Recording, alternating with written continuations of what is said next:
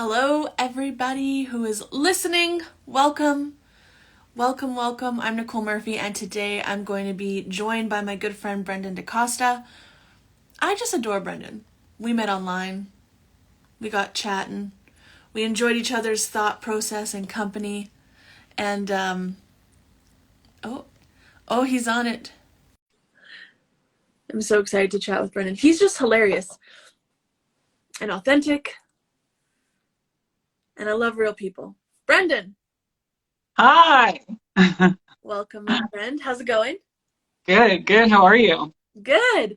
Why don't you give people just like a little rundown of who you are and what you're about and what you do? Sure. Well, I'm Brendan. Hi, everyone. I guess I don't even know where to start. I'm a writer. I guess that's somewhere to start. Yeah, I met Nicole through her work at the Pulse, and she was close enough that we could meet. And yeah, it feels like we've been friends for like a Yeah, long time. I know, and we've only met in person once. We went for a hike before I left Ontario a few weeks ago. Yeah. But that's kind of the beautiful thing. Me and Shauna were talking about this the other day, about meeting people online. But when you really vibe people, it's all of a Hmm. sudden like you've known each other for a long time. And there's been people that I meet in person. I'm like, wait, is this the first time we're meeting in person? Because you throughout the pandemic, I don't know if this is what you felt like. I've really cultivated deep connections through online platforms. Yeah. Yeah. I feel the same way. Um, I don't know what it is. I guess it's kismet. It is, and you can say all the things that are like shit about the digital world and the tech world, but there we have to bring attention to the good as well. Like without it, you and I wouldn't have even had the opportunity at the Pulse. I wouldn't have met you, and there's a lot of beautiful things that come from technology as well. Yeah, 100%. I couldn't agree more. I often am like, oh God, I should delete social media. But I'm like, but I've met people. I've met good people. Yeah. Yeah, like of course, like I mean, we'll maybe venture into this later. I don't know enough about it. Like there's some scary things around transhumanism and like, that kind of stuff. But but again, we have the capacity to connect and know information like never before. I Going through the pandemic without the internet, I mean, would we have been exposed to different ideas that people might say is misinformation or misleading, but seems to be playing out pretty real? Yes. Yeah. Yeah. For a pack of lies, it's certainly happening. Yeah. Yeah, actually, okay, I want to take a detour here. How do you think people, because there are some more quote unquote extreme conspiracies Yeah. that are a harder pill to swallow. But when we're talking about the basics, and I'm going to try to avoid saying certain uh, words, but Right. um, when we're talking about things around the V, Mm. adverse reactions, the effectiveness of that, what we've seen with lockdowns, like it seems to be playing out again how the conspiracy theorists were kind of thinking it would. How does somebody not recognize that, or like have you had people come to you and be like, oh man, I was off, I was wrong? No, not with the vaccine, the V's. Yeah, caught myself. Not with Trump. No, no, there's a lot of people don't want to admit, right, when they're wrong. We all have that knee-jerk reaction, especially with something as intimate as like your own healthcare. Um, it's tough to say, I was wrong, right? I mean, that's how we grow, that's how we learn, but it's a tough step for people to take. So I haven't had anyone come up to me and be like, "Hey, you know, you were right about that." I know I've had a couple messages of people being like, oh, I'm majorly questioning things now, and Mm, um, and I recognize like I have changed my mind. This is a good segue. Changed my mind in my life about different things, and like it's scary to believe something so strongly, mm, and then realize that you were wrong straight up. Like people don't want to believe in right and wrong, but there's objective truth. And then there's a bunch of stuff in the middle. So what are some of the things that you've changed your mind on in your life? Well, Dramatic yeah, changes. yeah, dramatic shift to Donald Trump. um, so I'll start out with I'm not an American, so I don't vote in American elections, um, but I have always been very, very tuned into their politics, maybe even more so than ours. Well, um, but going back to the 2016 election, so when Trump started campaigning, I was actually living in Scotland at the time. Um, and I just remember just thinking it was a joke. Like in the early stages of the campaign, I'm like, this is a joke. He's having us on. And then it kept going, obviously. And in that time, I moved back to my mom's house in Trinidad. And I was, I don't know how else, like, I was an anti-Trump. I was like a never Trump Republican, right? Like, if I was a registered voter in the US, I would have been a never Trump Republican. But I just remember watching the results come in live uh, on the night of the 8th. I remember that very well, and you'll know why in a minute. um, I remember that very well because the results are coming in, and it was like, Hillary's going to do it. She's not going to do it. What's happening? And then, boom, Donald Trump, winner. They declared it sometime early in the morning. My mom woke up on November 9th, and I was like physically ill, like sick to my stomach that he had won the presidency. Um, and then it didn't occur to me until about midday because I was in like some sort of emotional, state over his victory. It didn't occur to me until about midday that November 9th is my mom's birthday. So as opposed to greeting my mother with like a happy birthday, how are you doing? Um, I was like, oh my God, I can't believe he won. Oh, it's the end of everything. And it obviously wasn't the end of everything. But that was sort of like my first, was like the minute he won, like taking that step back, or the day he won rather, taking that step back and being like, okay, priorities, first of all, right? So that kind of like walked me back from the ledge of being so emotionally tied to, first of all, politicians, period. But to him in particular, because I like assessed myself, like, why?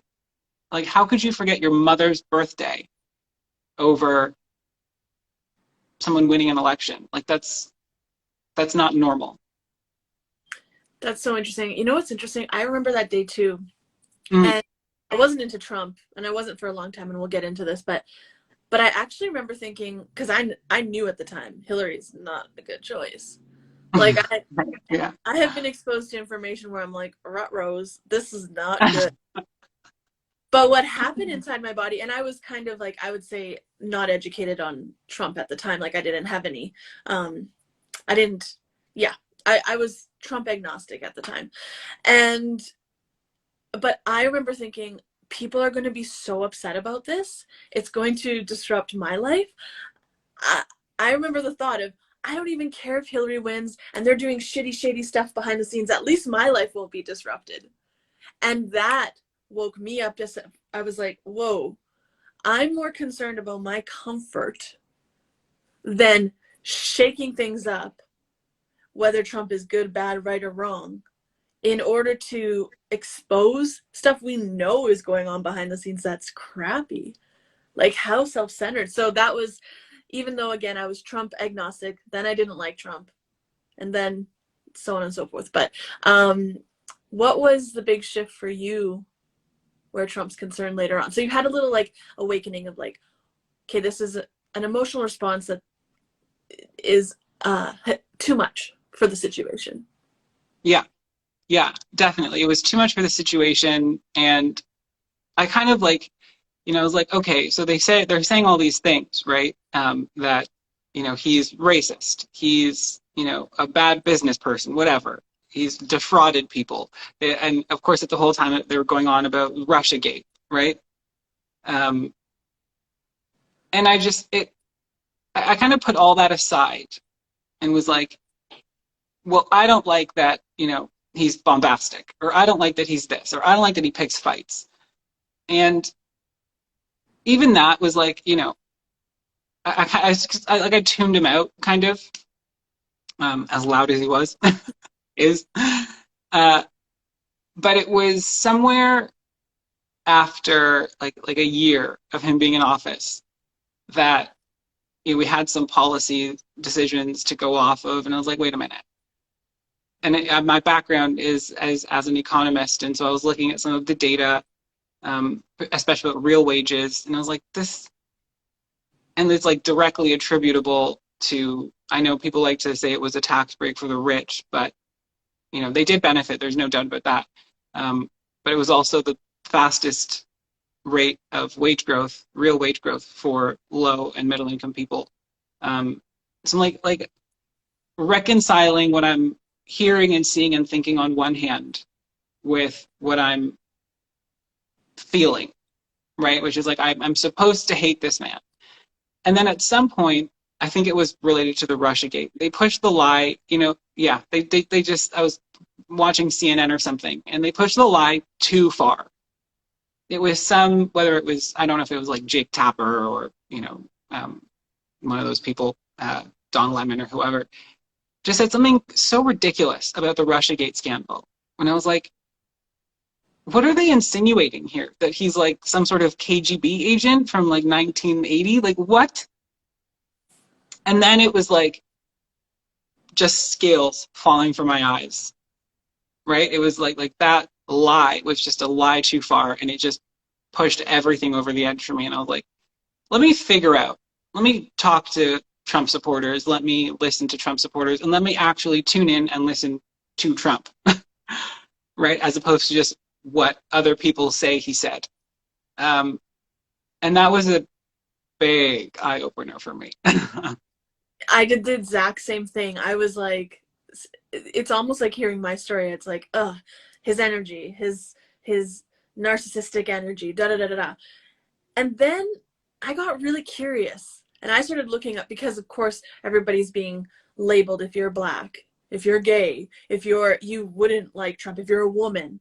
And I was like, I'm gonna find some black people who like Trump. I'm gonna find some gay people who like Trump. I'm gonna find some uh, Mexican people who like Trump. Like, I'm gonna go look and seek for the thing that's supposed to not exist, and I'm gonna listen to what they have to say, instead of listening to opinions on Trump from people who don't like him. Yes. Yeah. Right? And thinking that's research. Exactly. Thinking that's research. Thinking, that I've tuned into CNN or MSNBC or whatever, and I've listened to these people. And even then I knew that they don't like him. But I was like, well, I'm staying up to date.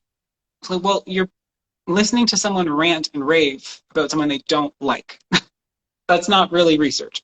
It can be entertaining. It's very entertaining. Yeah, sure. I mean, I don't think that they're entertaining now, but yeah, at the time, right? It was fun, right? It was hate on Trump, bash on Trump. Yeah, but it's just that it was like a slow sort of, over like that first year of just like, let me take a step back, and then just hearing utterly ridiculous things, like without any evidence to back it up. And I think now, I mean, maybe it's because I've changed my perspective, but now I look at that stuff, I'm like, I wonder, like, who's buying this? Like, it's so, and I think if you look at their ratings, obviously no one's buying it, right? Like, no one believes this nonsense anymore because they've just pushed the lies too far. And it's not to say Donald Trump is like a perfect guy. He's definitely not. But this is something that I used to say to people. I don't anymore, but I'm like, do you want him to be president, or do you want to have him over for Thanksgiving dinner? Like, these are different things, right? I'm not inviting him over for Thanksgiving. I don't know what he's going to say. But as far as being a president goes, he did a good job. I mean, I like to, when people say that, like, oh, he was a bad president. I'm like, well, I'm 30. He's the best president since I've been alive, based on one thing alone. Okay, what was I was gonna say? Okay, what's the evidence? Because that could be a feeling as well. What's the evidence for you? No new wars. Mm. None. He started no new wars. Every single president since I've been alive has started wars, with, and obviously dragged Canada, into it with them. Uh, he's the only one. Barack Obama, as much of a great statesman as he was, as eloquent as he was, as diplomatic as he was, as much as everyone liked him, he's a war criminal. Like, so that was a real shift for me, of just being very disillusioned with, the perfect politician. Oh, someone said, I mean, couldn't you say he started a civil war? What are your thoughts to that? I wouldn't say he started it. He's certainly, I think it's fair to call him a general in the in the American culture wars. He certainly didn't start it. The What's Mm. been happening in the U.S. has been brewing for a long time. There's a lot of built-up resentment with certain segments of the U.S. population, with others just being disregarded for decades. Like, calling half the country flyover country is not, it's not any way to build a nation. Like I think your average Trump supporter is someone who they got, 9/11, they probably had a son, a daughter, or they themselves signed up to serve in the military. You go into 2008, and they probably lost their life savings.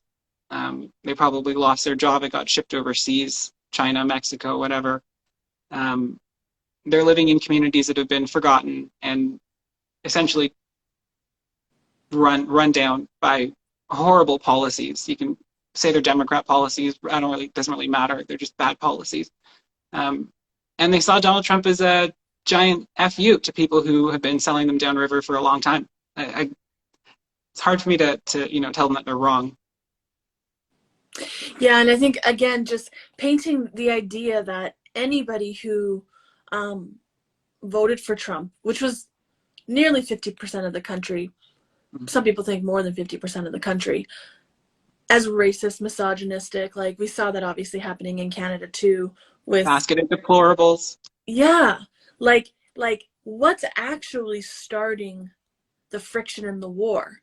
Is it people literally calling a humongous group of people? Like, I don't subscribe to hating on either quote unquote side. I like when I create a post or I say something that either pisses off both sides a little bit or brings them together. Because then I know that I'm living in the place of like universal themes, tapping into other things. So I'm not here saying Trump's amazing either. He's human. Yeah. But I would really highly get people to question. Like, I started watching full speeches of what he said. I started reading headlines and going in to see what he said, and it was so twisted that it's like that erodes trust. That erodes trust. So that's a really good way of putting it. So I was doing that exact same thing, and I think COVID was probably for a lot of people an eye opener as well, right? He would say one thing in the press conference, and then somehow that would turn into, Donald Trump is, telling everyone to inject themselves with bleach, and you're like, what? That's not what he said, though. There was another one, the very, very fine people comment. I don't know if it was I can't remember which protest now that turned violent south of the border, and there were some, I think white supremacist, like neo-white supremacist groups. Anyway, but CNN and all the other news organizations just edited his speech to make it sound like he was calling white supremacists very fine people, which, if you rewind that 5 seconds, he denounces them outright. So you know, and that was another one for me where I went from being like, you know, more Trump supportive to like quite, I would even say like anti this narrative of like anti-Trump, um, because that to me is just, you're just setting out to deceive people, right? And I can't imagine you would do that with good intentions. Yeah, the straight up lies are where I started to be like, wait, what's happening here? And then when you look at the history of the Republican Party and the Democratic Party, and when you start to like, everything starts to crumble, and you correct me if I'm wrong, but from what I believe, the most black men to be incarcerated in prison was during Barack Obama's um, time as presidency, and Trump was. Yeah, Go ahead. Do you know? I think you're right. Yeah, in terms of raw numbers, yeah. Yeah. So I mean, I I didn't research this right before coming on here. So fact check me. That and just again, when I went and I started to look into things and listen to full speeches, not just clips from the news, I was like, oh, I was deceived. I was Mm-hmm. deceived. And because this person's personality rubs me the wrong way, I hook, line, and sinker wanted to believe it. I wanted to, you know, scapegoat him when, as you said, there's been tensions of brewing for a while. And I believe on purpose. There's been tensions of brewing on purpose, and we're seeing, we're seeing that play out now. Yeah, I would definitely, again, I would personally put more blame on the Democrat Party just based on their history. Um, but it's the party system, period, Yeah. that that does that. It does it south of the border. It does it here in Canada. Um, Political parties, that's what they do, right? That's their bread and butter, is divide. This is my segment of the population. That's yours. And, you know, keep them bickering over really nothing. Keep When people it comes bickering, down to it. because then you can control that situation. Um, but I think that this is what's so interesting. I think the real enemy, if there's a way to put it, is self-righteousness. Like, how Mm. self-righteous do you need to be on either side to just paint the other side as either sheeple or racist or idiot? Like, that I think is the real quote unquote enemy. I would agree. It's definitely, I mean, the enemy's within, right? You know, it's the same could be said for the current situation with the V's and the non-V's, right? Which, regardless of whether you are V'd or not V'd, or, you know, jabbed or not jabbed, um, it shouldn't, that shouldn't tell you that someone, I mean, you don't know their motivations, right? You don't know their motivations for getting it, for not getting it. You don't know someone's motivations for backing Trump, for not backing Trump, and just kind of assuming the worst in someone. I think you're right. It takes a lot of like, well, I know better, as opposed to I know differently, or I think differently. It's I know better, I am better, I think better, you're wrong, you're a bad person. Yeah, again, we're talking from, like, I'm talking from a perspective of having changed my mind on a lot of things over the last few years. Um, we touched on this the other day, but I'm curious because lots of people would say, you and I, we've been brainwashed or, swept up into ideologies. How do you know that you are not being deceived now versus before when you didn't like Trump? I'm open to the possibility now that I am, right? And I'm always second guessing myself constantly. I'm always, you know, if I'm presented with information that I want to believe, um, I don't cling to it the way I used to, you know, like with the whole Trump, right? I wanted to believe that he was bad. I wanted that. So I was just, you know, people would say, oh, he was a bad businessman. Oh, he is racist. He said things, da da da. And I wanted to believe that he was bad, so that was excuses for me. I'll take them. As opposed to now, I question all of it, all the time. Um, and that's information from both sides, as well as opinions that I have, right? If I want to believe someone's bad, well, why do you want to believe that? Question that. Um, And then I would say, I think that questioning, that it's not self-doubt isn't the right word, but reflection, I guess, introspection. It's made me a lot more compassionate, a lot more empathetic uh, to whether it's someone who really, really hates him or someone who really, really likes him, right? With Donald Trump, it's like, I just want to understand why for that person. That's it. I know what my reasons are, and maybe they have information that I don't have, and that will change my perspective. Maybe, maybe not. Who knows? But I won't know if I don't try and assume their perspective. I won't know if I don't try and empathize with them. So that's how I would respond to that. I can't. Yeah, sure. I mean, if someone wanted to say, well, you've just been brainwashed, I'm like, well, it's a pretty good brainwashing because I'm not eager to change it because it helps me to connect with more people. Mm. I was asking a friend about this same thing the other day because he's changed his mind on lots of things. And he said a similar thing. It's like the energy within, and again, I'm going to bring it back. It's a release of that self-righteousness. You don't need to be right any longer. Yeah. And that is a sign, I believe. I don't even like using the word right, but like you're more in alignment with connection, with love. With love. I think that's it. More in alignment with love. This is a more loving perspective to have. It's, someone, a very close friend of mine once told me, just kind of like we were not even we were like a discussion, not a debate, really, a discussion. And she kind of like brushed me off and was like, well, you just have to be right. Or you think you're always right. And that struck me because I was like, is it that I think I'm always right? Or that if I think I'm wrong, I change my mind?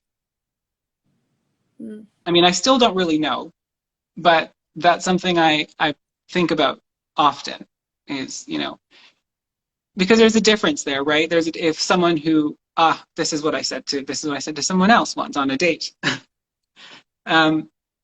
He was like pulling up his phone and fact checking me over nonsense, like word usage, whatever.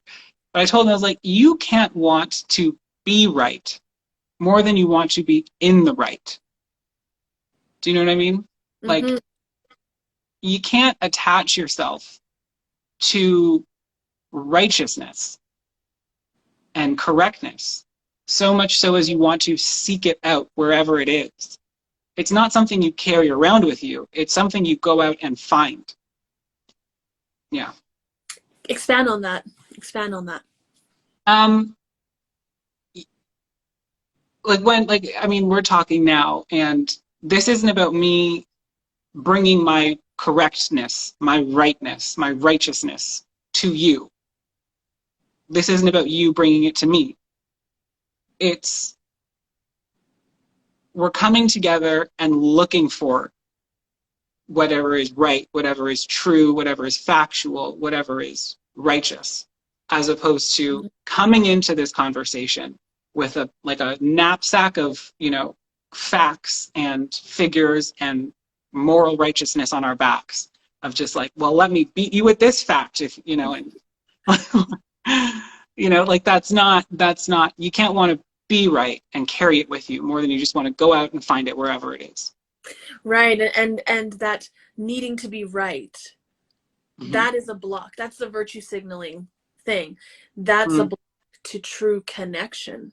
I think that's a block to true connection. It's definitely because I love talking to people with different ideas and belief systems and things like that. I always have enjoyed that. Does it trigger me at times? Totally. Because I recognize that my identity and who I am and the foundations that I stand on in my life are connected to beliefs that other people don't share. But in that awareness, I think that helps me become more, as you were saying, compassionate, connective, and consistent, because I think there's a lot of people who treat other people dependent on this like triggering or these labels or these beliefs. But when I just like go to people and see them for their value, I'm consistent in how I treat people, whether I agree with them or not agree with them, whether I like them or don't like them. That doesn't mean I don't sometimes create boundaries or tell them that I'm frustrated. But I'm consistent in how I treat people, and I think it's it's because of what you're talking about. I think it's because of what Mm. you're talking about. I like that. I like as a foundation for respect for other people, decency towards them, right? Um, because there's so much of a lack of that today. Yeah. I mean, I know we tend to think of like being disrespectful and rude as, I don't know, being short and snippy with your waiter, right? But it's a step more than that. Um, of course that's one way it manifests, but it's how you treat the people you most disagree with, right? And I mean, I don't think if you're tripping off over the wrong drink order, I think you have bigger issues. But even like what's the most contentious issue? I don't know, abortion, right? The most Yeah. contentious issue. Um, how you treat someone who disagrees with you on that. Do you think they're evil, or are you trying to understand what they're saying? You're trying to understand where they're coming from. Um, and that trying to understand that curiosity, uh, yeah, I think you're right. It breeds that sort of compassion in how you interact with people. Hmm.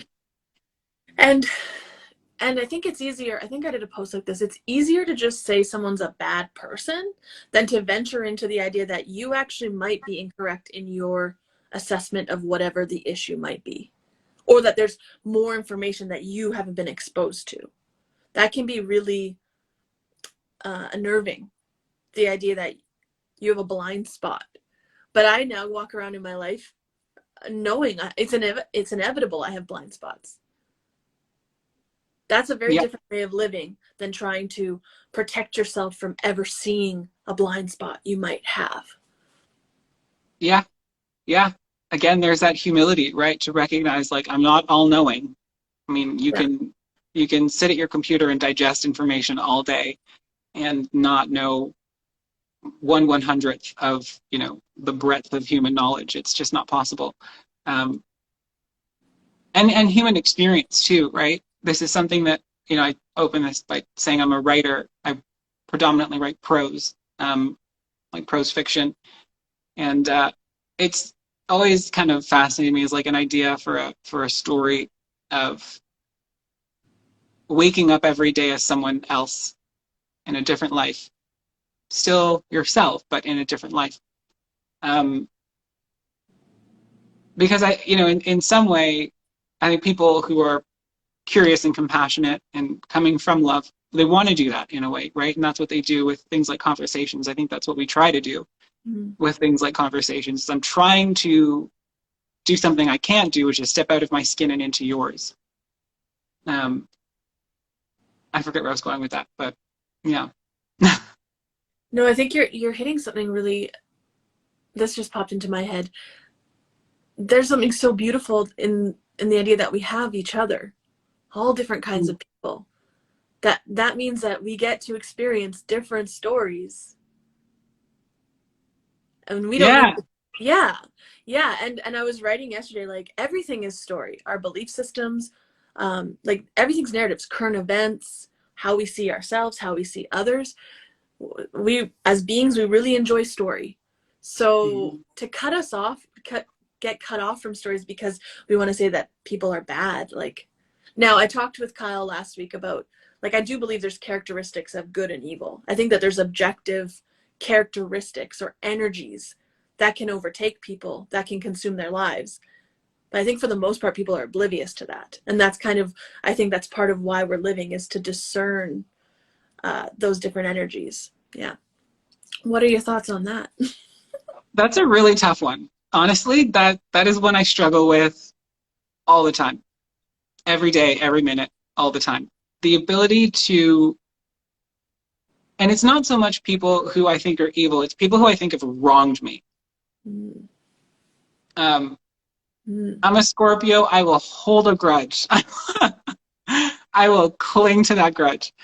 Um, I think, I mean, we're talking about heads of state, so why not? Like Trudeau's a good example of this for me, of like, not only do I think he does evil, and I do say does evil, um, but he's wronged me through that. And for me, it's tough for me to say, to approach him with love, to approach him with compassion. But I think, we were talking to Jose about this, what was it, last week or the week before? About the difference between, separating someone from the evil that they do and failing to serve justice. Yes, yes, yes. Like Yeah. essentially enabling someone's. Enable. Thank you. Yeah. Yeah. There's a difference there, right? Because on the one hand, I know we're jumping now really when I say this, but like I would consider myself to be Catholic, and it's a tenet of the Catholic Church that you separate sin and sinner.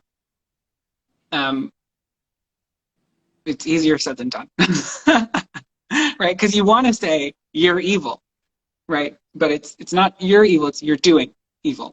Not easy, but there's that tendency, right? There's a fine line to separate someone from what they're doing. And sorry, I am my phone. There you go. There's a fine line to walk to separate someone from the evil that they're doing without still holding them to account. You still have to hold them to account for what they did. And it's again, right, it's such a fine line, justice, right? Because on the one hand, if you go too far in one way, justice is never served. You go too far the other way, and you're just being vindictive. It's a fine line. Yeah, and I think we're going to be exploring this.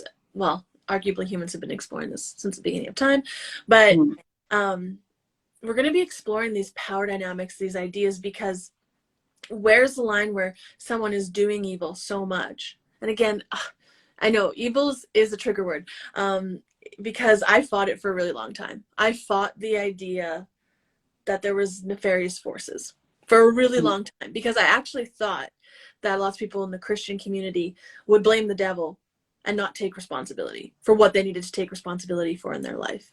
So I fought this idea of nefarious is the right word, right? Like nefarious, yeah. Yeah, nefarious forces and energies. But as I grow up, I think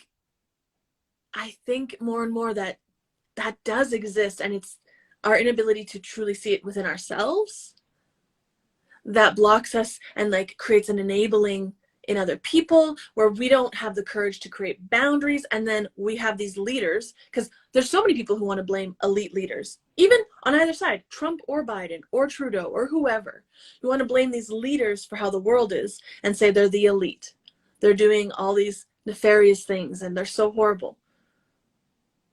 But is it their fault, or is it everyone around them, including us, that don't stand in our empowerment and create boundaries around how they treat people, how they go about their life, and also the people who worship them? I'm not into Trump worship either. I think there's a lot of people who've ignored things that Trump has done because they just think he's the best. It's like, no, he was really pushing the V. Like, let's not pretend he wasn't doing that. But people seem to just want to be blind to that as well. So I think there is nefarious forces, and I think that is actually so scary to us as human beings. That actually gives them more power. Yeah. So I would like to get no, that's good. I want to get your thoughts now on this idea of nefarious forces, because this is what a lot of ancient religions talked about, right? The Greeks I can probably speak more about than the others, but the gods were, right, god of war, god of love, right? All these things were outside of man. They were entities outside of him. They were gods. They could possess you. They could kill you. They could do all these things to you, right? how do you like I want your thoughts on that. Like, Mm, is that kind of aligned with what you're thinking? Like, these are entities, evil, whatever, however manifest, or entities outside of us that can mm, overcome us? that's a good question. I think we're way more of a vessel than we realize. Mm, And years ago, I kind of thought like we're kind of like the beings that clean up the universe. Darkness and lightness need a vessel to reveal. And again, these are just thoughts I've had, journalings I've had.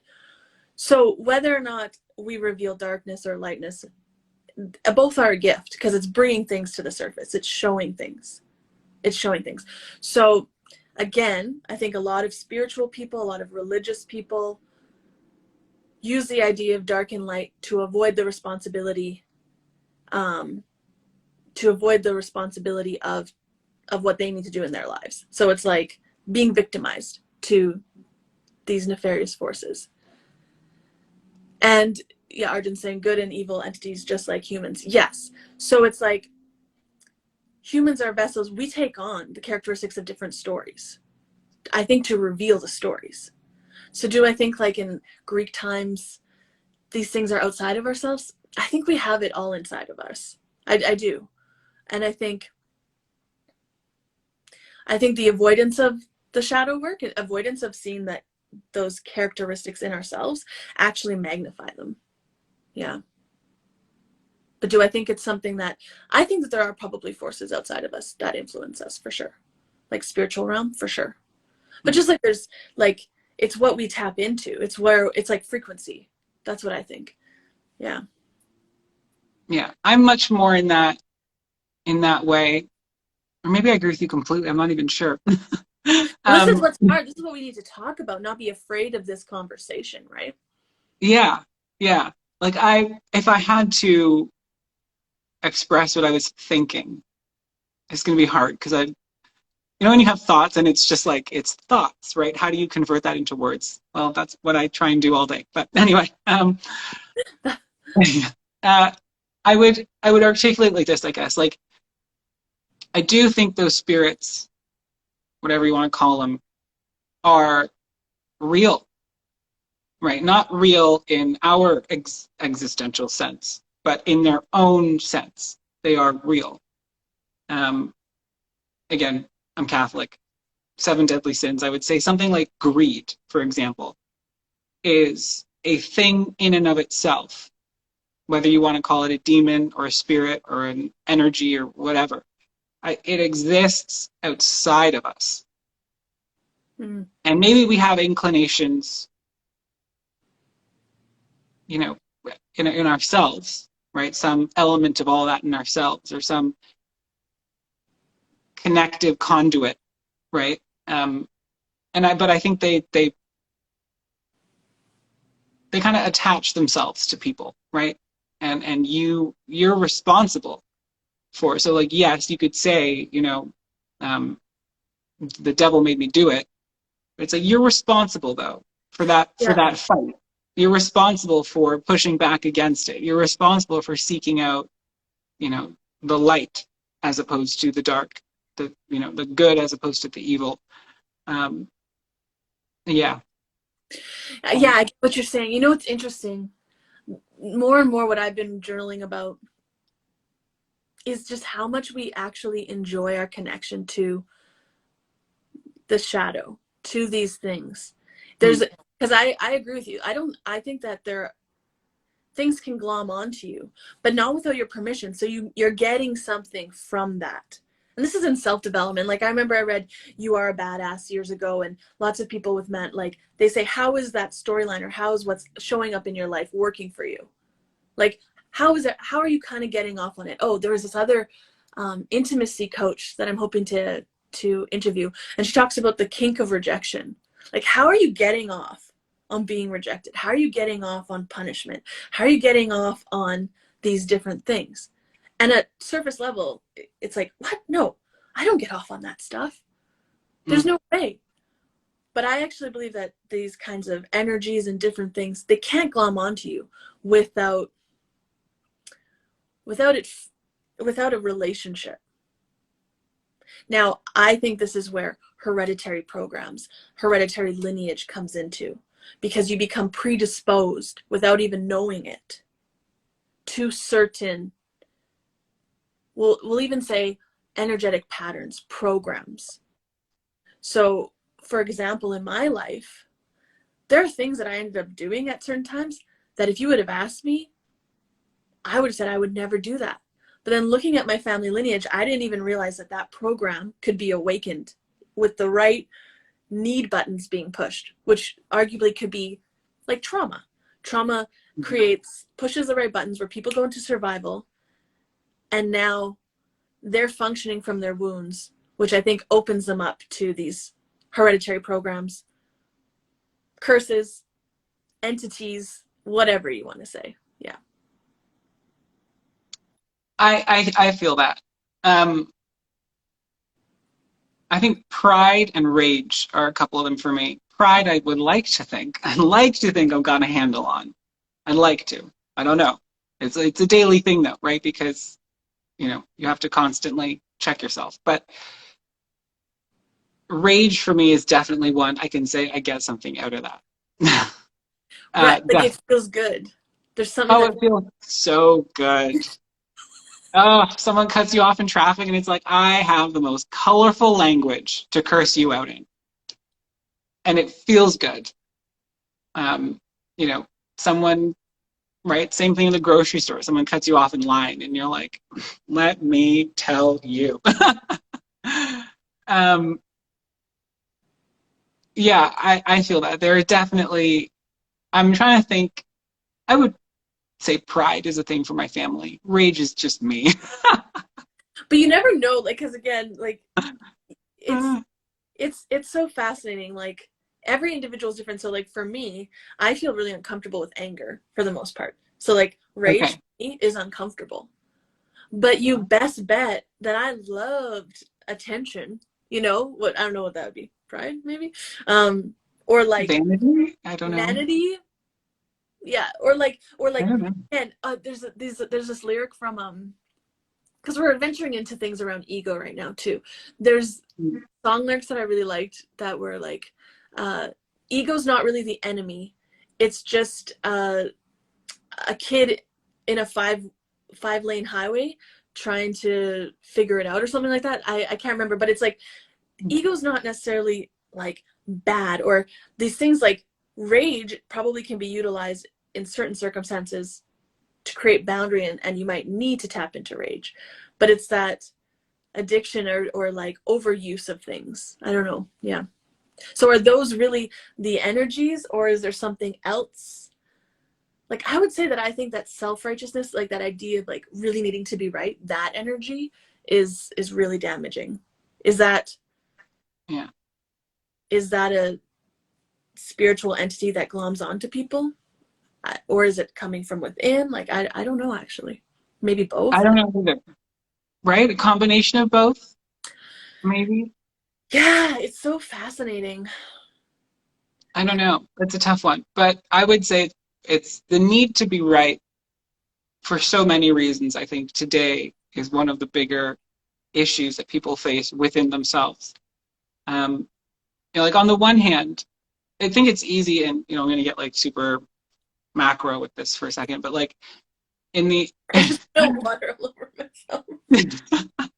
and it was caught on video. Yep. Live. Yes, yeah.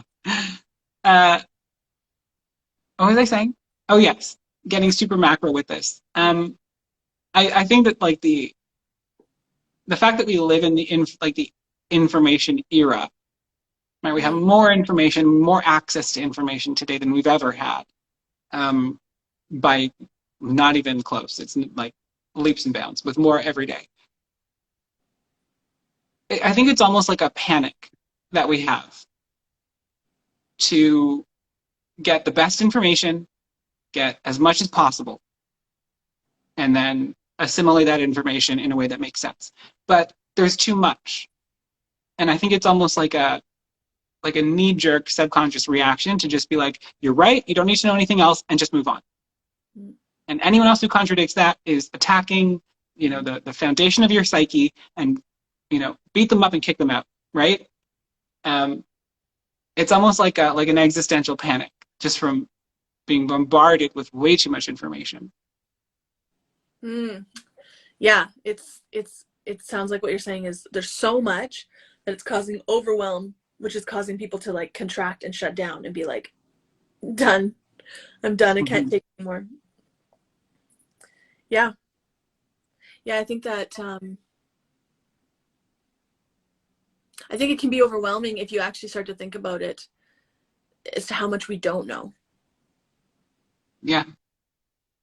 And if your identity is tied up in who you think you are, what you think you know, if you get your self-esteem from your rightness, then it can be overwhelming to just like really tap into how much we don't know. I have these like moments, these like, it almost feels like echoey, like where I just realize I'm alive. It sounds so weird, but like these moments of, it's like time and space kind of like stop for a second, and I'm like, I'm alive, and I don't fully know what that means.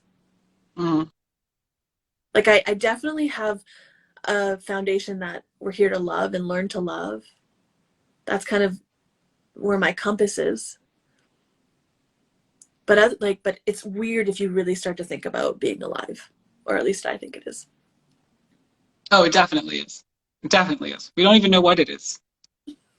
None of it makes sense. None of it makes sense, right? Like, we understand, or at least I've read a lot of really smart people who say that we understand things in opposites: light, dark, up, down, left, right, good, bad, so on. We understand, right? Sitting, standing, these are all opposites. You're asleep, you're awake. But the opposite for life is death. We don't know what death is, right? Don't know what happens. Don't know what it is. Does everything just stop?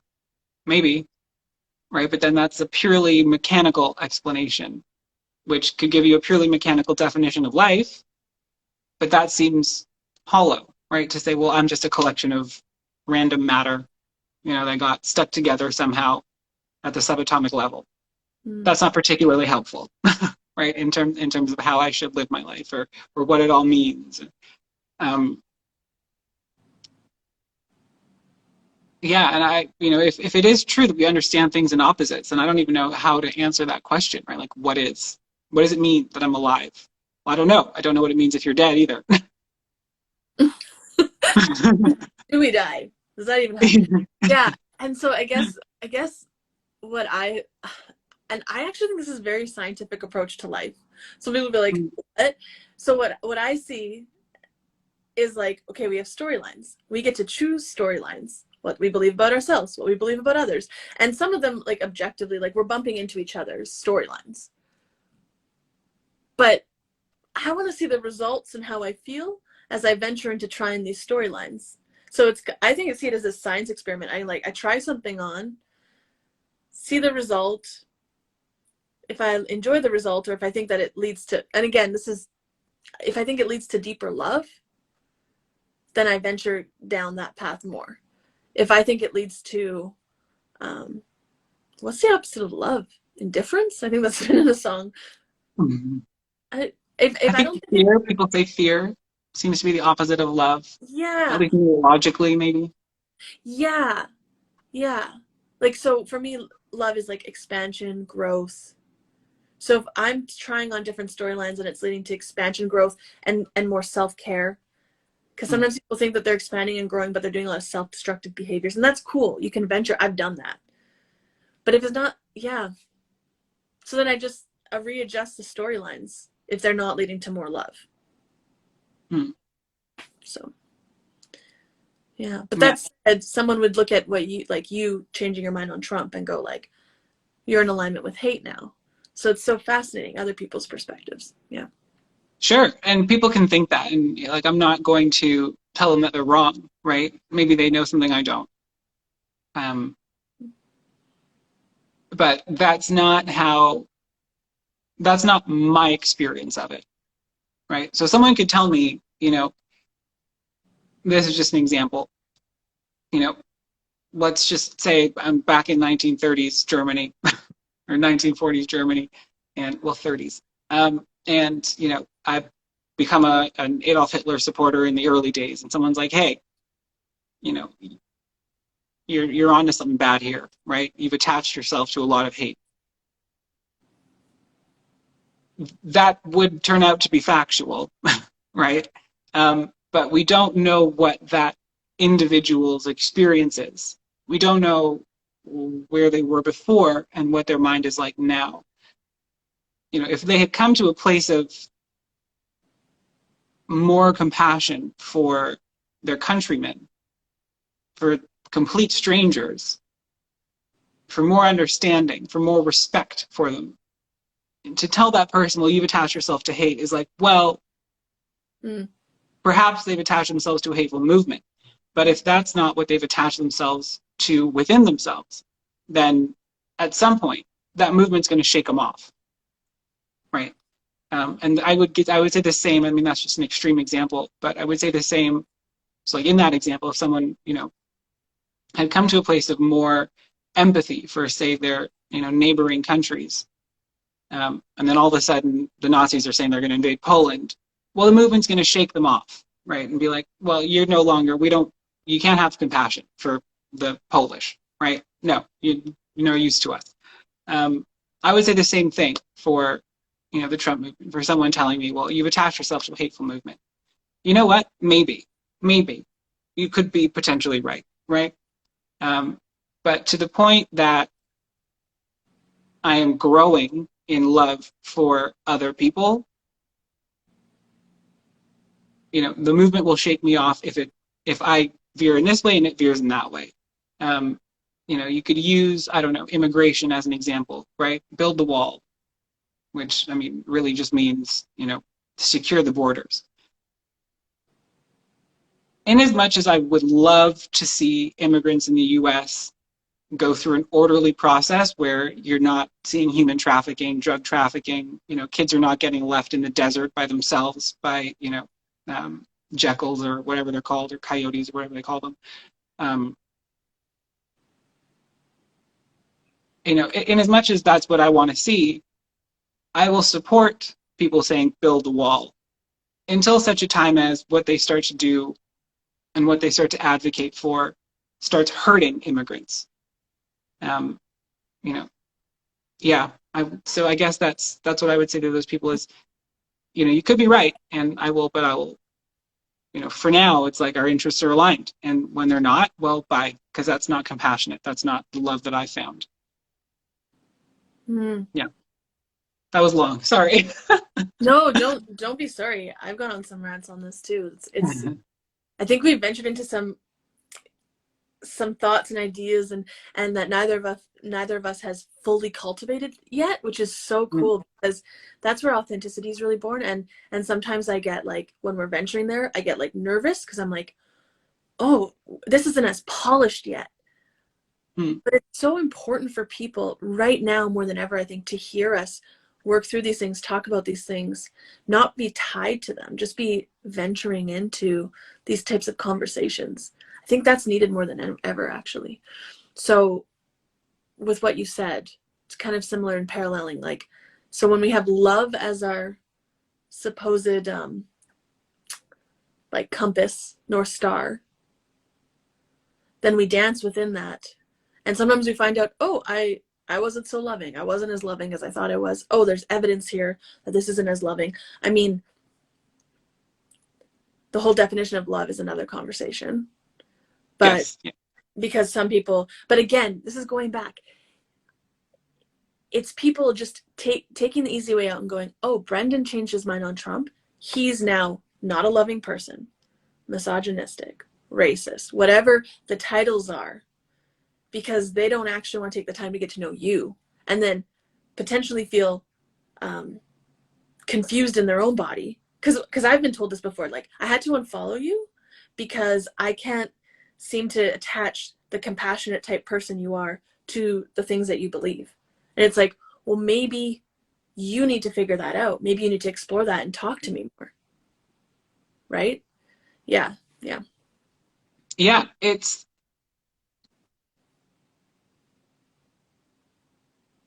we have this need, and I do think it is a need. I'm not trying to, say it's a thing that's bad about us, but our brains sort things into boxes, right? Republican means this, Democrat means that, liberal this, conservative that, whatever, right? Even for basic definitions, a man is that, a woman is that.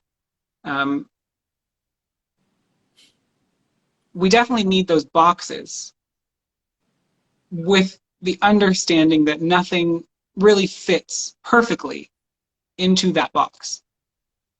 And if it does, I don't think it really is what it says it is, right? Like no one is the consummate Republican.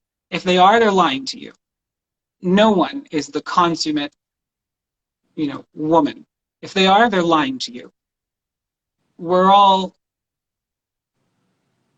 approximations of those perfect definitions. I say perfect, I mean exact. Yeah. Yeah. People would jump on that word for sure. Yeah. We're all approximations of those definitions. Like, I say like man and woman, and I think we have pretty broad enough boxes. The boxes are quite large to be able to sort, chromosomes, right? XX, XY, easy peasy. I'm sure there are a lot of people who disagree with that, but that's the scientific definition. But within that, you could have this image of like, you're within the box of man is Jason Momoa, right? Because of the XY chromosomes. But it's also me, right? I'm a twig, right? He'd snap me in half. But those boxes just happen to be large enough to fit both of us. But neither of us perfectly. So, I think the same goes, and I get people having that knee-jerk reaction. It's like, well, you don't fit in this box that I've put you in. It's like, I never did. I never did. You just have to accept that I'm going to be falling out of that box in some places, right? I just had an image of a cat trying to smush into a box. It's like, meh. Yeah, it is fascinating. Because even going back to the idea of talking about good and evil, this is just like ways that we talk about contrast and have boxes in order to make sense of the world. Right? But there is gray areas. There is I think when we boil everything down, like, can we just interact with each individual? And really, I think it's a way to try to keep us safe from being hurt. If I can figure out all of Brendan's, if I can fit him in a box, then I'm not going to be hurt. I'm not going to be surprised by something he believes or says that makes me think I misjudged him or something like that. So yeah, it's like self-preservation. That's an interesting one. Can I ask you about that? I Yeah. misjudged him. So, because we do that, right? Like, we make judgments about people. We make assumptions on who they are, what they think. Do you think that when people reject you for some reason, that it's because maybe on some level they feel bad about an assumption they made about you? It's like an internalized, like, shit, I was wrong. Or do you think it's about that issue?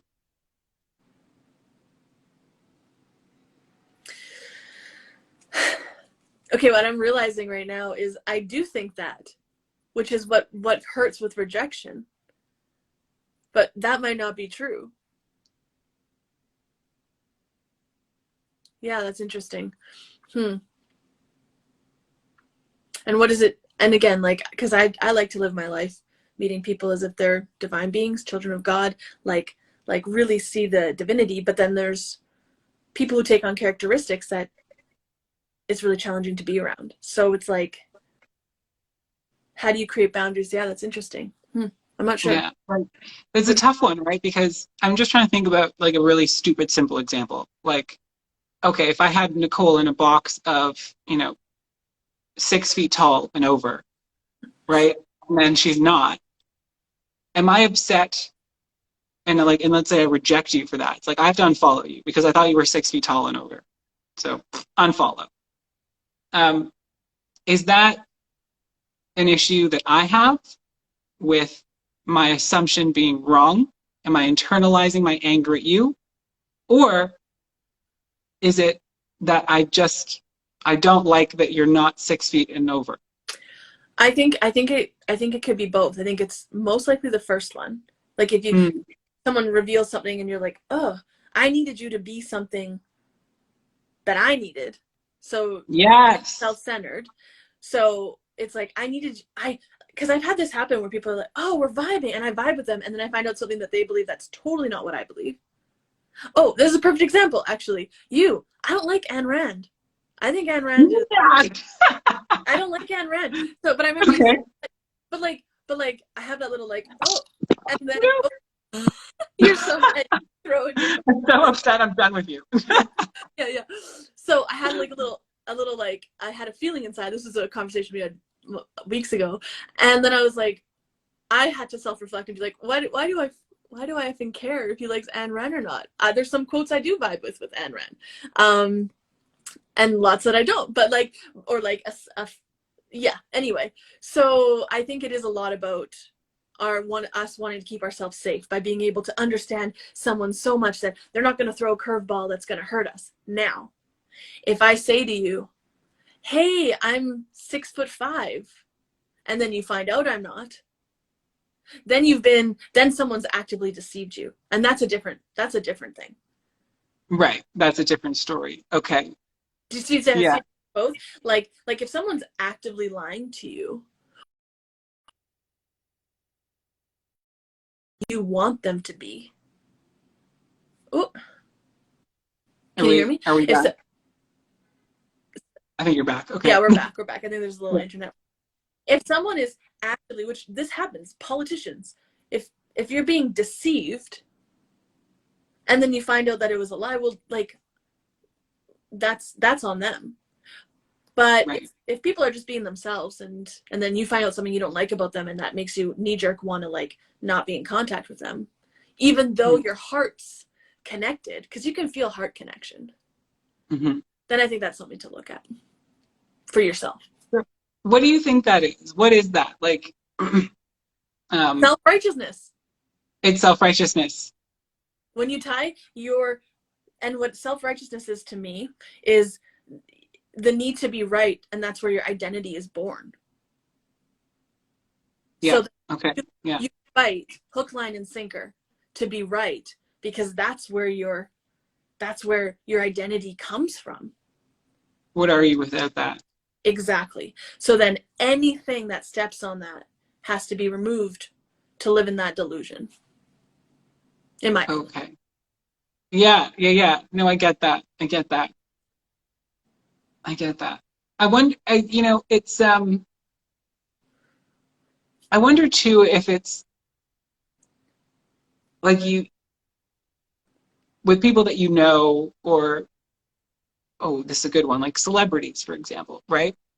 People form like intimate relationships with celebrities in their minds, whether it's they become like literally obsessed, or, they have this idea of someone like a Johnny Depp who, they're like, well, he must be like this and he must love that. And then they meet them and they're not that. Is it like a sense of like betrayal? Not that they've told you anything about themselves. It's just that based on what you've seen, you have certain impressions.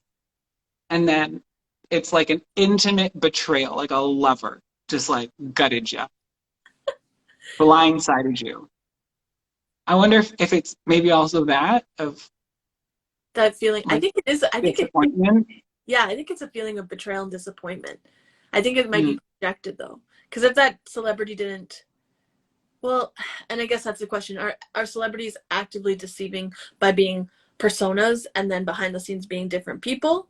I mean, I'd say politicians and celebrities are doing that, and lots of people are doing that, right? yeah. That's a of authenticity. Um, but also then there's the flip side where it's like the celebrities don't owe you anything, and because of your assumptions of who they would be or what they'd be like, they don't need to show up for you like that. So I think it is betrayal, but I think it's also in a realm of like self-betrayal, like a lack of being able to trust yourself. Hmm. Yes. A lack of, I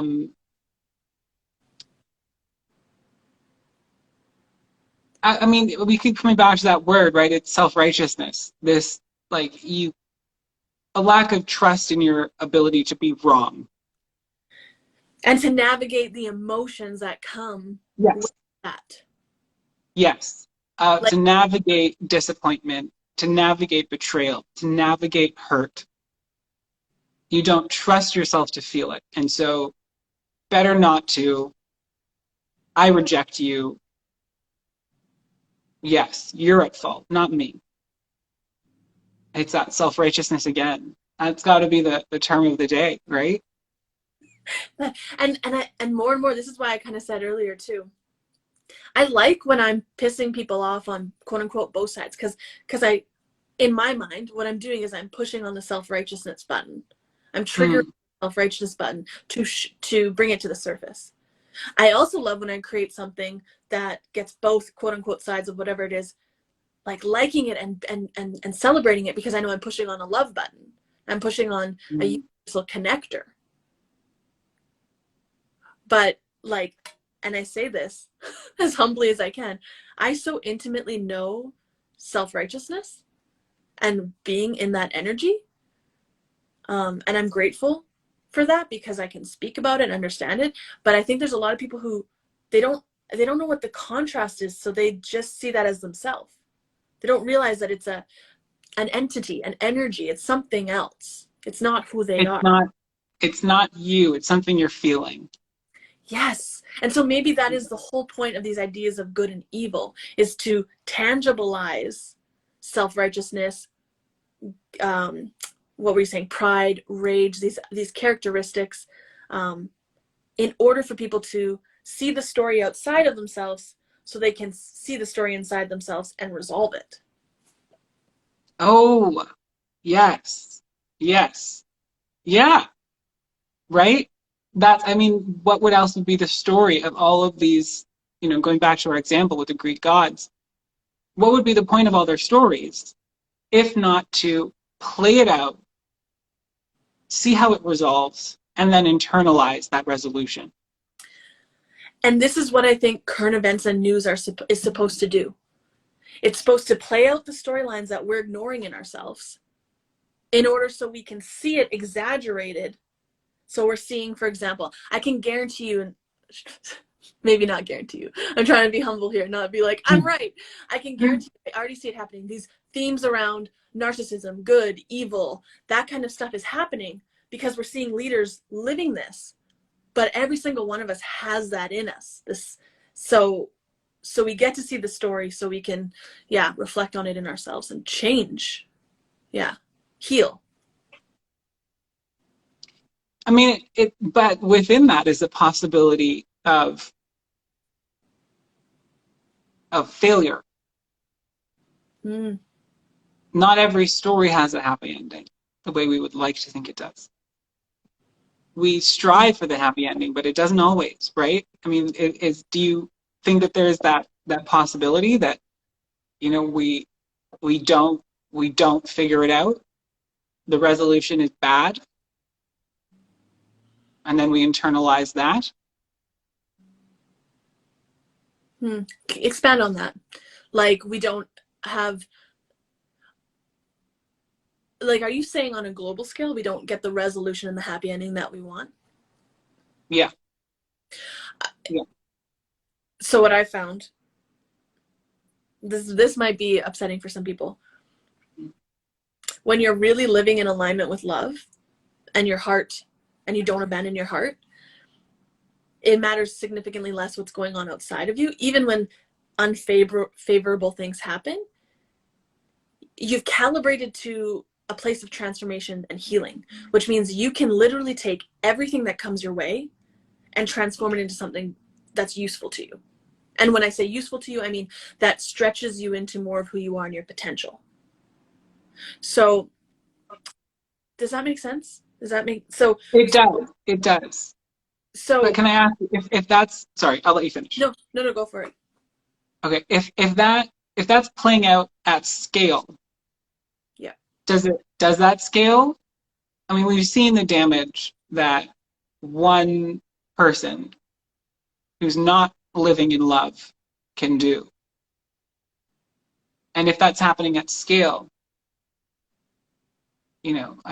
that would be my question for you. At scale being like we need more people living in love in order to except I think they actually have done experiments on this. Don't quote me on it. I'd have to look into it.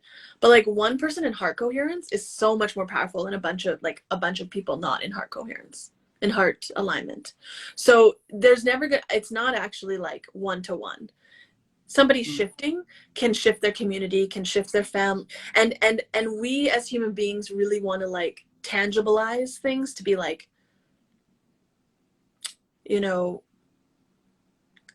how do we measure the impact a single person has? But that's nearly impossible because one person could ripple effect to one other, and then that person does ridiculous. Like we're all intertwined. I think when we try to tangibilize it, am I answering the question? Then it. I don't think it's one to one. Do we see it in the world? Yes, I think we do. But as I think the love expands, I think there's going to be more contrast. So we're going to see pain as well. But that doesn't mean that we experience it in the same way. So I think there's people who live in magical thinking land, which is like they think they know the outcome that's best. Right.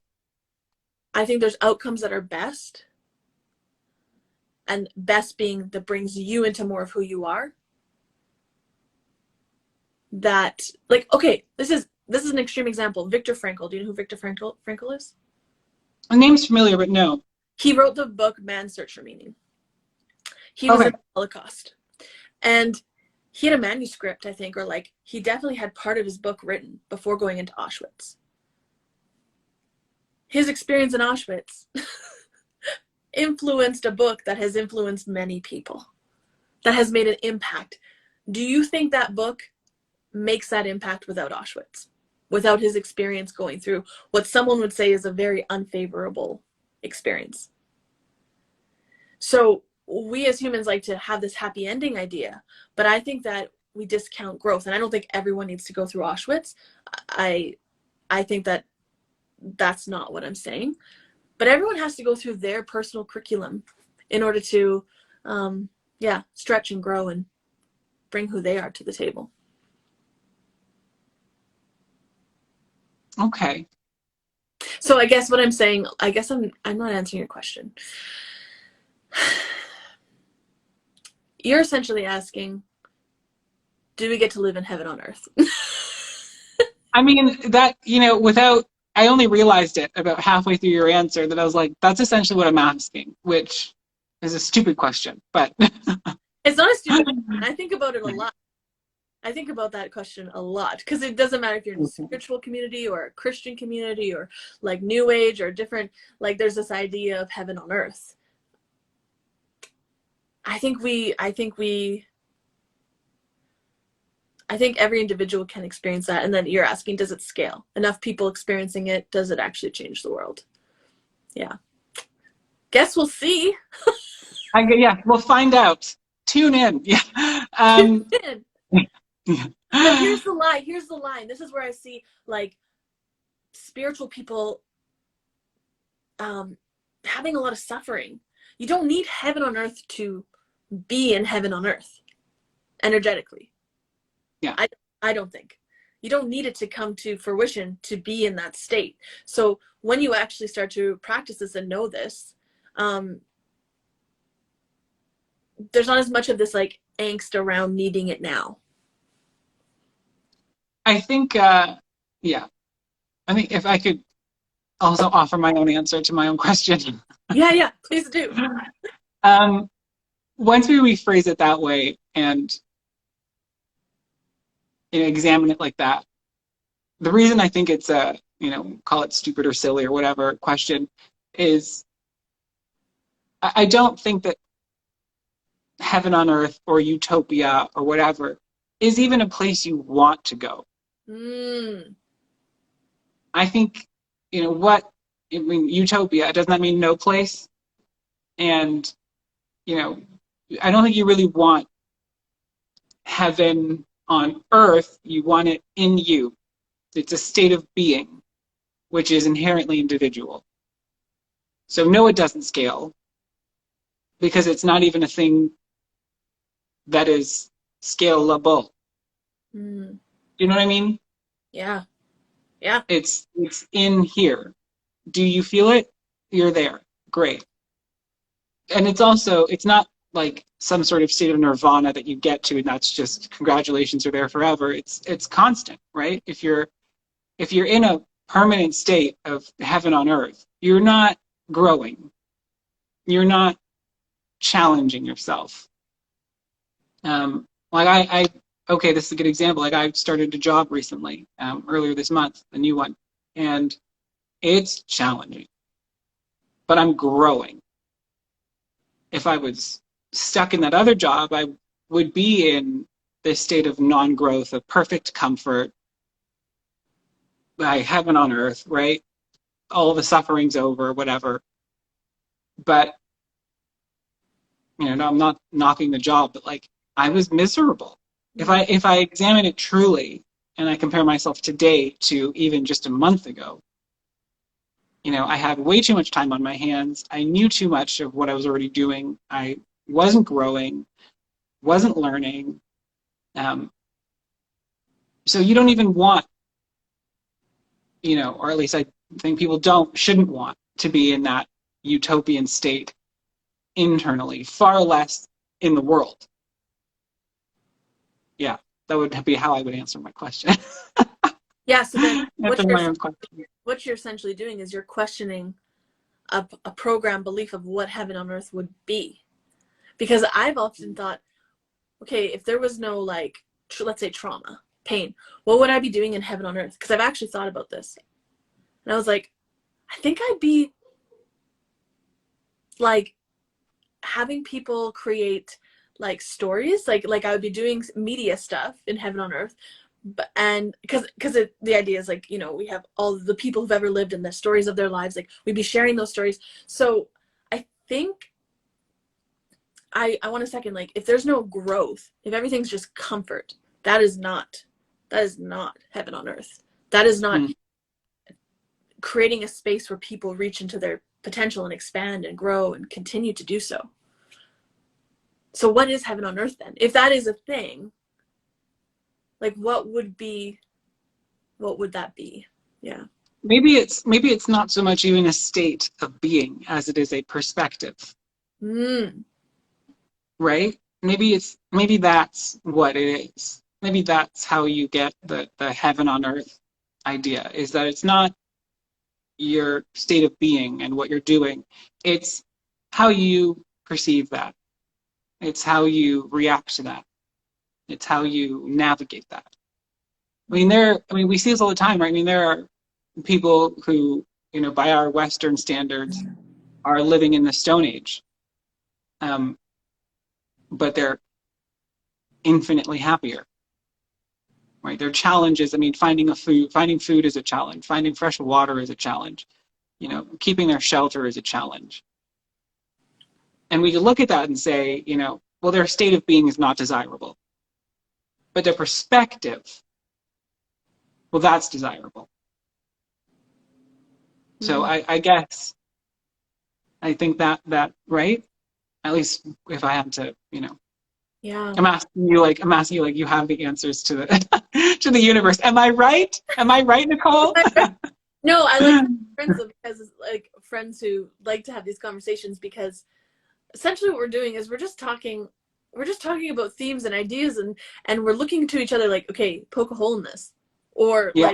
can you see a hole in how I'm thinking this out? And it's so important to have people in your life that you can do that with, that are safe, right? Yeah, this We talked about all the things today. I love it. I love it. We started with Trump. And We went into now yeah. we're talking about heaven on earth. Trump to utopia. How did we get there? Well, and I guess okay, this is I guess my final thought on that is if someone is like in a state of like needing heaven on earth so badly, like to me that's a sign of like disempowerment. You're Mm, so it's like I need like it's like I need things outside of myself to change in order to feel good inside. I think that that theme has been on both sides. I need everyone to be V'd so I feel good. I need the government to change so I feel good. I need everyone to wake up to the sex trafficking and the elite pedophiles so I can feel good. And we're going full circle. That need is self-righteousness, I think. yes. Yeah. Yeah. So I guess the theme for today, changing your mind, is, is the answer to that is to just check your self-righteousness. Yeah. Yeah. Right? Because that's what we keep coming back to in every single way is like, and that's what I was feeling. Like, if I think about it, when I was, so anti-Trump was, this, that I know that he's bad. I know that. And you need to know it so I can say I'm right. But I'm right. But I know it and you have to know it. It's like this, like, I know it, I know it, I know it. I'm right. He's wrong. You're wrong. And, this over reliance on things that I thought that I knew, as opposed to just approaching it humbly of like, you know what, I could be wrong. And I was. I'm wrong a lot. I'm wrong a lot. In answer to that person who once told me that I always think I'm right, I would say I'm actually wrong all the time. I just change my mind all the time. Yes, yes, I love that. Oh my gosh, Brendan, this is a great place to end it off. And you're such a gem. You are Oh, you're you the are. I love our conversations because there's like crossover, but then we can dig in deeper and yeah, I had some intentions for this conversation to have some laughter, some authenticity, some connection, and I feel like we hit that all. So I'm so grateful. Oh, thank you. Do you want to leave the people with any last words of Leave wisdom? the people with any last words. You ain't right. No, I don't know. I don't know. I don't know. I think we said it all. I think we said it all. And Yeah. I just thought of this: being right is overrated. Connecting is where it's at. Couldn't agree more. I couldn't agree more. Awesome. Okay, have a great day. We'll talk later. You too. Bye.